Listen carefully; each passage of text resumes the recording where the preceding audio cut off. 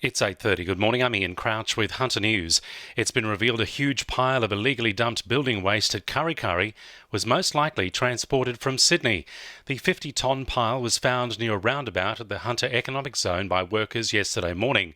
Documents found at the scene indicate the waste came from Sydney. Investigators from the Regional Dumping Squad want to hear from anyone who may have seen a B-double truck in the area on Monday night.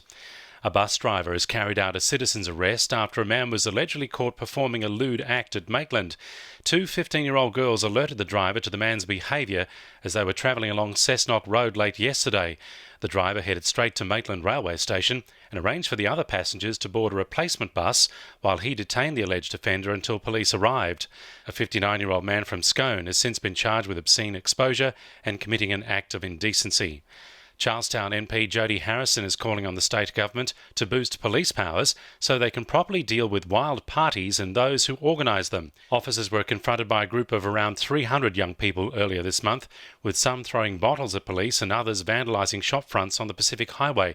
Jody Harrison says action is needed now. The state government, the Liberal National Government, certainly needs to take some action to ensure that police actually have powers to lay charges against organisers of out-of-control parties, such as the one that was held on the 10th of February. A Medford man accused of indecently assaulting his wife has been charged with possessing two unlicensed firearms. Police subsequently searched a property at East Maitland and allegedly found two pistols. A 29-year-old man is expected to face Maitland local court today, charged with firearms possession and indecent assault.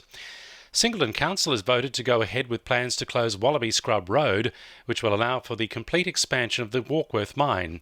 The Bulga-Milwardale Progress Association is asking for answers after an apparent backflip from 6 councillors who had said in 2016 the road wouldn't close.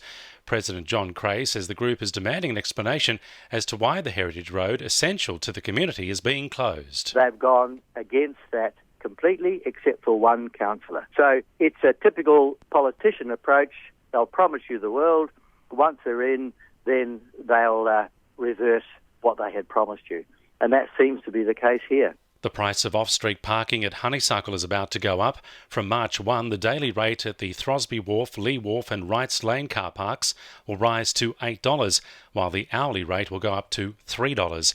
It follows a review of parking fees by the Hunter Development Corporation and is the first price rise in 4 years. Sport for our sponsor, PRD Nationwide East Maitland. Owen Wright returned to the surf for the first time since 2015 at Surfest yesterday and showed he's still got it. The 27-year-old sat at 5th on the Championship Tour rankings before injury 2 years ago and scored 15.33 from a possible 20 to cruise through to the second round heat. Wright is among the Aussies on show in today's third round, with Merryweather's Ryan Callanan up against former junior world champion Vasco Ribeiro for a spot in the fourth round. Newcastle Knights coach Nathan Brown is hopeful his younger players will take some much-needed confidence from Saturday's big win. Brown says the trial win over Canberra was an important one for a number of youngsters. The guys should take a lot of confidence. A lot of the younger guys that have played haven't played in a winning first grade game and may have only been a trial, but Danny Levi started playing first grade in 2015 and then 16, and he hadn't played in a game where he'd won a first grade game of football, so they've got to take the positives out of it. And the decision to move the NPL Grand Final to McDonald Jones Stadium for this season has been met with a mixed reaction from fans.